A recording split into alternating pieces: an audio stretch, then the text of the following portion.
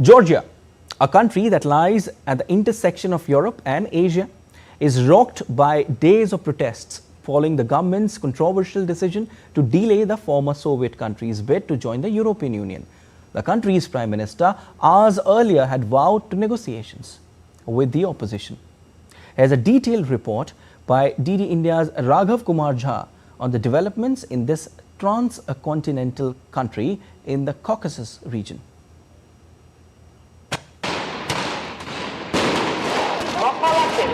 Protesters and police skirmished in Georgia's capital for a fourth straight night, dragging on to the early hours of Monday, with signs that opposition to the government's decision to suspend talks on joining the European Union was spreading across the country.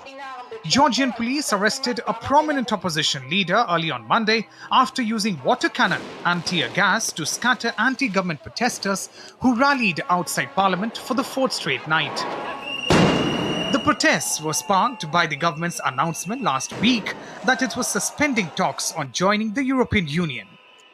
People of Georgia is trying to protect their constitution, trying to protect their country and the state, and they are trying to tell our government that rule of law means everything and integration into the European Union is our future, and we don't want them to drag our country into Russia. We are protesting against our parliament, Georgian Dream, because they canceled the way to go to the European Union, and we don't want to wake up in Russia.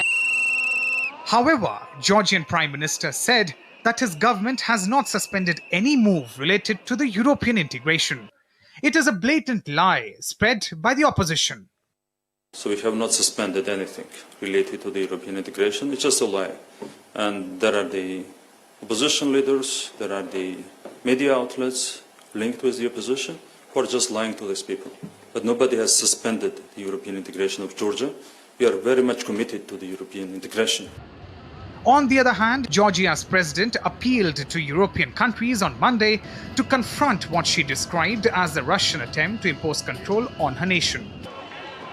Tensions have been rising for months in the country of 3.7 million people between the ruling Georgian Dream party and opponents who accuse it of pursuing increasingly authoritarian, anti-Western and pro-Russian policies. The United States and the European Union have voiced alarm at what they see as democratic backsliding by Georgia. Meanwhile, Kremlin said on Monday that a wave of pro-EU protests in Georgia resembled an attempted Ukraine-style Orange Revolution. But Russia would not interfere in the situation. All signs of an attempt to carry out an Orange Revolution. The Georgian authorities are taking measures to stabilize the situation and bring back the situation to calm. That is all that can be said. But I repeat once again, this is solely an internal matter of Georgia, and we do not meddle in these matters.